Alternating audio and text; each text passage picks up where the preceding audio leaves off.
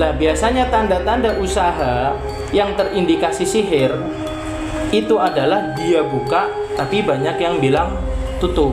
Misalkan ada orang buka warung, kemarin kemana aja mbak, kok tutup? Padahal orang itu warungnya buka. Kalau dia jualan makanan, makanannya itu gampang basi. Umumnya makanan itu misalkan baunya masih malam atau sore, ini siang udah basi. Itu kalau usaha makanan yang terindikasi sihir.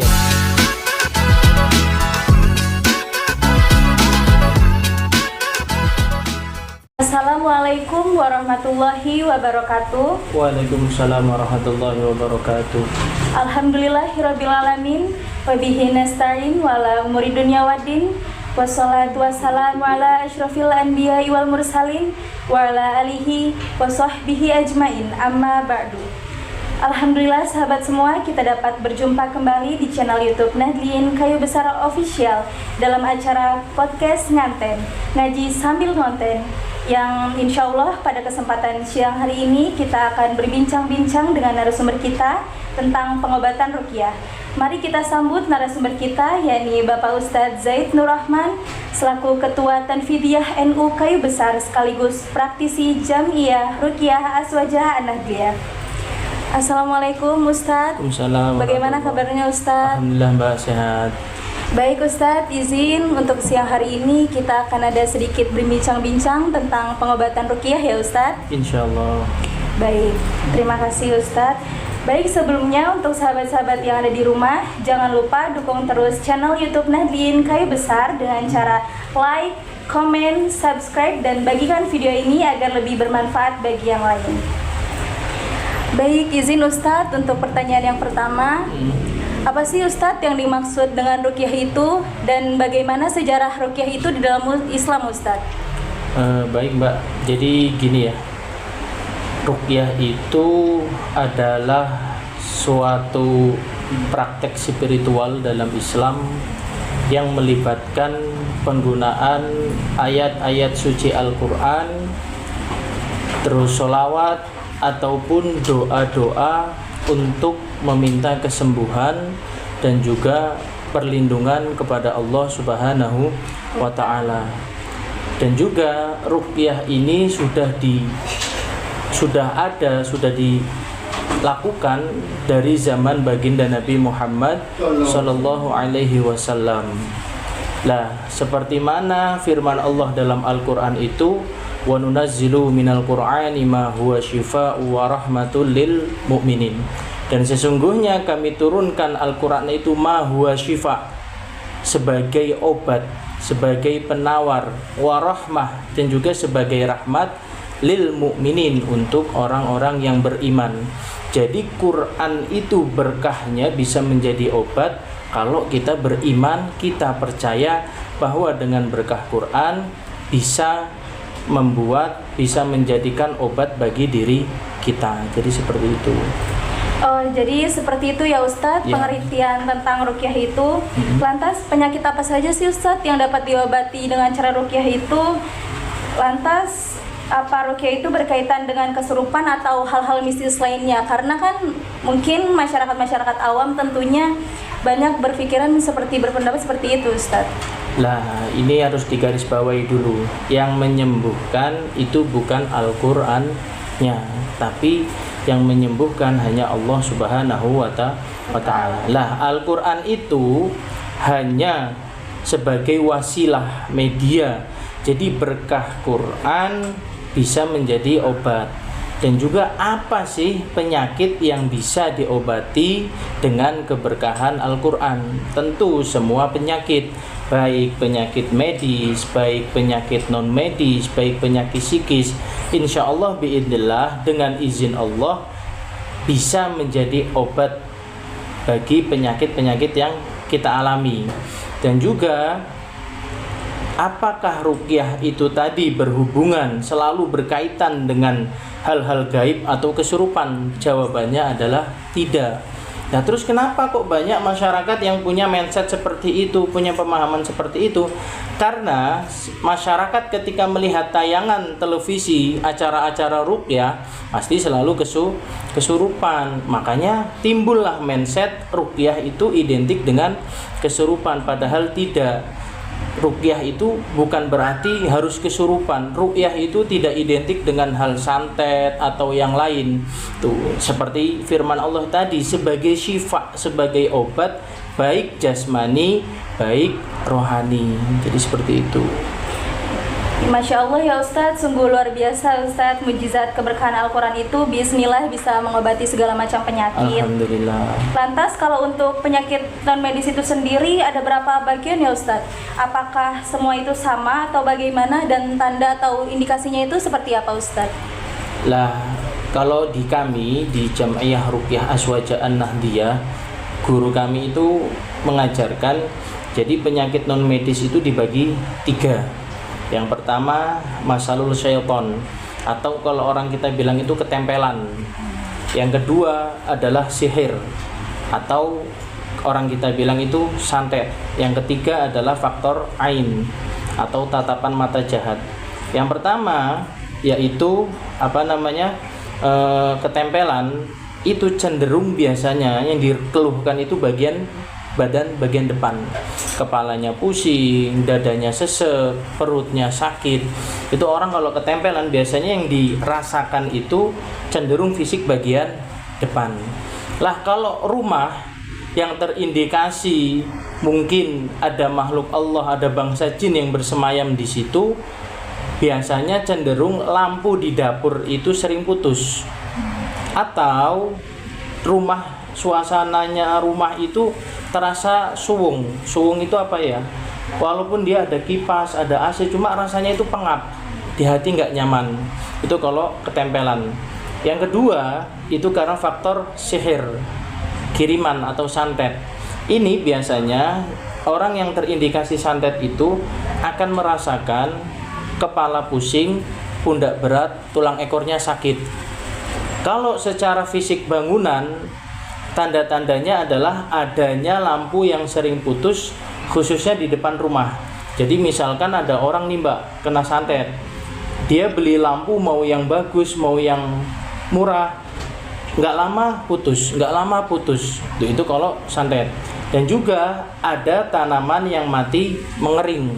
Umumnya tanaman mati itu kan layu, tapi kalau orang terindikasi santet, biasanya di rumahnya itu ada tanaman yang mati mengering.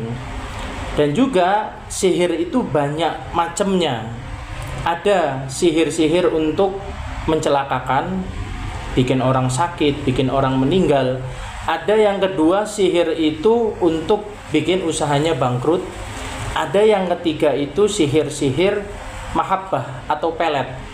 Lah, kalau untuk sakit, biasanya tanda-tanda orang yang terkena santet, ya kan, sihir-sihir untuk melumpuhkan, untuk bikin sakit adalah dia ngerasain sakit. Contoh misalkan kepalanya sering pusing, tapi giliran di check up di medis itu nggak terdeteksi, padahal dia itu sering ngerasain pusing.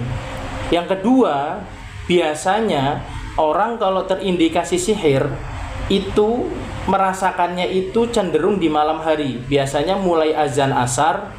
Contoh misalkan ada orang kena santet nih, ya kan, dia biasanya merasakan pusingnya itu, nambah sakitnya itu ketika mulai masuk asar sampai selesai pagi ketika mau azan subuh. Yang kedua, sihir-sihir untuk penghancur usaha, biar usahanya itu bangkrut. Lah, biasanya tanda-tanda usaha yang terindikasi sihir itu adalah dia buka tapi banyak yang bilang tutup. Misalkan ada orang buka warung, kemarin kemana aja Mbak kok tutup, padahal orang itu warungnya buka. Kalau dia jualan makanannya itu gampang basi. Umumnya makanan itu misalkan baunya masih malam atau sore, ini siang udah basi. Itu kalau usaha makanan yang terindikasi sihir. Yang ketiga, sihir-sihir mahabbah, ini pelet. Nah ini Mbak Risma juga harus hati-hati nih. Apa sih tanda-tandanya orang yang terkena pelet itu? Biasanya satu, orang itu cenderung sering lamun. Dan juga dalam lamunannya itu terbayang seseorang. Misalkan cewek ini dipelet sama cowok A, padahal dia nggak ada rasa sebenarnya. Tapi karena kena pelet mahabbah, kena sihir mahabbah atau pelet itu tadi, si cewek ini akan selalu mikirin, terbayang-bayang wajahnya orang yang nyantet itu tadi, yang melet itu tadi. Makanya harus dihati-hati. Biasanya pelet itu bisa kena targetnya itu melalui salaman. Nih, makanya jangan gampang salaman dengan orang yang nggak dikenal. Yang kedua, bisa juga dengan tatapan mata. Ini makanya kita dianjurkan dalam Islam itu selalu menundukkan pandangan, salah satunya itu. Yang ketiga, yaitu melalui foto. Dan kebanyakan itu media orang melet itu biasanya melalui foto. Yang terakhir adalah biasanya itu orang yang terindikasi santet, baik itu usaha, baik itu pelet, baik itu untuk kesehatan dan yang lain, biasanya cenderung penyakitnya itu berpindah-pindah. Tuh, makanya kita harus senantiasa mendekatkan diri kita ke Allah agar apa? Agar kita itu tadi tidak terkena gangguan sihir. Jadi seperti itu. Oh, jadi seperti itu ya Ustadz. Lantas, adakah doa yang bisa saya pribadi atau sahabat-sahabat yang ada di rumah diterapkan agar terhindar dari semua itu, Ustadz? Jadi doanya banyak, ya kan? Salah satunya adalah mendawamkan al-ma'thurat, yaitu zikir pagi petang yang diajarkan oleh baginda Nabi Muhammad sallallahu alaihi wasallam, yaitu membaca a'udzu bikalimatillahi tammati min syarri ma khalaq sebanyak 3 kali. Terus bismillahilladzi la yadurru ma'asmihi syai'un fil ardi wa la fis sama wa huwas samiul alim, itu juga sebanyak 3 kali. Dan kalau saya pribadi ada ijazah dari guru saya, beliau memberikan ijazah itu adalah mendawamkan ayat kursi. Kenapa kok ayat kursi? Beliau mengatakan bahwasannya ayat kursi itu adalah Sayyidul Quran, rajanya Al-Quran. Ketika ayat kursi itu Allah turunkan, yang ngawal 70.000 malaikat. Makanya beliau mengatakan, barang siapa orang kok punya wirid dan ayat kursi, maka insya Allah akan dilindungi minadh dhalimin wal hasidin wal munafikin wasyihri wal jinni wasyayatin. Jadi dibaca pagi sore sebanyak 7 kali ayat kursi itu tadi. Masya Allah, jadi seperti itu ya Ustadz doanya agar kita terhindar dari semua itu. Terima kasih Ustadz atas doanya, semoga bermanfaat bagi diri saya pribadi, khususnya juga bagi teman-teman yang ada di rumah. Selanjutnya dan yang terakhir, izin Ustadz mungkin ada close statement dari jenengan sebelum kita akhiri obrolan kita pada kali ini. Silakan Ustadz. Jadi intinya begini Mbak, untuk masalah ruqyah itu semakin kita dekat dengan Al-Quran, maka semakin jauh kita dengan penyakit. Semakin dekat kita dengan Al-Quran, maka kita akan bisa semakin merasakan keberkahan Al-Quran itu sebagai obat. Dan juga jangan takut dengan hal gaibnya. Kadang-kadang manusia itu lucu, ya kan? Kalau Mbak Risma nih lewat tempat sepi, ada yang ketawa gitu, itu kira-kira takut nggak? Yes. Takut. Tapi kalau dengar azan dipanggil Allahu Akbar, Allahu Akbar, entarlah sholatnya, ya kan, main HP dulu, akhirnya sampai ketiduran, nggak sholat, ninggalin sholat, itu nggak ada rasa takut. Artinya apa? Jangan takut dengan hal gaib, tapi takutlah dengan yang maha gaib, yaitu Allah. Kalau kita dekat dengan bosnya preman, insya Allah anak buahnya preman itu nggak akan berani mengganggu kita. Tuh, misalkan Mbak Risma takut nggak sama preman? Takut. Sama orang jahat kita pasti takut, ya kan? Tetapi kalau kita dekat dengan bosnya preman, kira-kira anak buahnya berani nggak ganggu kita? Enggak. Jin ciptaan siapa? Allah. Manusia ciptaan Allah. Kalau kita dekat dengan Allah, maka anak buahnya jin dan yang lain itu tidak akan bisa mengganggu diri kita. Intinya perbaiki sholat, perbanyak baca Al-Quran, istighfar dan sholawat, insya Allah selamat dunia dan akhirat. Alhamdulillah Ustadz, selesai juga bincang singkat kita pada kali ini Ustadz. Terima kasih banyak atas waktunya dan ilmunya juga. Semoga apa yang Ustadz sampaikan bermanfaat bagi diri saya pribadi dan juga teman-teman yang ada di rumah. Amin. Ya Rabbal Alamin. Dan jangan lupa dukung terus channel YouTube Nahdliyin Kai Besara Official dengan cara like, comment, subscribe, dan share video ini agar lebih bermanfaat bagi sesama.